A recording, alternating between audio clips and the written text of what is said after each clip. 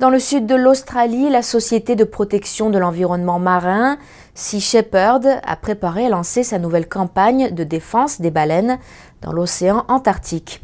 Le fondateur du Sea Shepherd est sous le coup de plusieurs avertissements judiciaires, mais d'autres personnalités sont venues pour soutenir la mission. Ce mardi, la Société de préservation de l'environnement marin, Sea Shepherd, a lancé sa 9e campagne de défense de baleines intitulée Opération Tolérance Zéro à Hobart, en Australie. Ian Campbell, politicien australien et membre de Sea Shepherd, a averti les baleiniers japonais lors d'une conférence de presse dans le port de Hobart. Je dis aux Japonais, nous ne nous approcherons pas de vous si vous ne vous approchez pas des baleines. C'est le défi. Vous restez loin des baleines, nous restons loin de vous. Si vous vous rapprochez trop, la partie est engagée.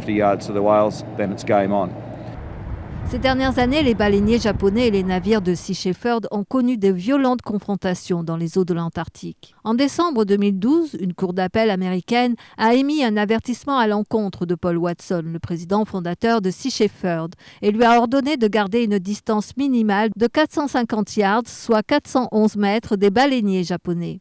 Paul Watson est aussi sous le coup d'un avis de recherche d'Interpol. Il ne participera pas à la campagne de cette année.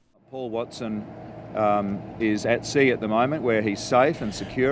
est en mer actuellement. Il est en sécurité et en liberté, mais il devra bien revenir sur Terre bientôt, quand il sera à court de carburant pour son bateau. J'ai donc appelé le gouvernement australien et je leur ai dit « Le passeport de Paul est en Allemagne, mais nous avons des copies et il a un visa australien. » L'Australie a officiellement répondu qu'elle accueillerait Paul après avoir réglé certaines questions.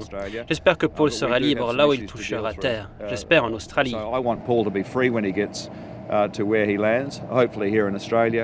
Des représentants du parti australien des Verts, comme Bob Brown, sont venus soutenir la nouvelle campagne de Sea Shepherd. Bob Brown et moi-même allons diriger cette campagne Opération Tolérance Zéro. Nous voulons assurer qu'avec tout notre soutien terrestre et nos navires en mer, aucune baleine ne sera tuée cette année dans le sanctuaire sauvage de l'Antarctique. Le capitaine du Sam Simon, un des navires de Sea Shepherd, était lui aussi positif sur l'issue de la mission.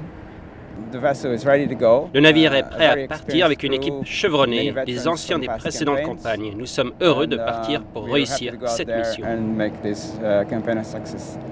Le Sam Simon est un navire de 56 mètres. Il a été financé par le producteur de la série télévisée Les Simpsons. C'est le 4e navire de la flotte de Sea Shepherd. Le Japon, quant à lui, compte 5 baleiniers en mer. Ces dernières années, lors des confrontations entre baleiniers japonais et militants anti-pêche à la baleine, au moins un navire a été coulé dans les eaux du sud de l'Australie et de l'Antarctique.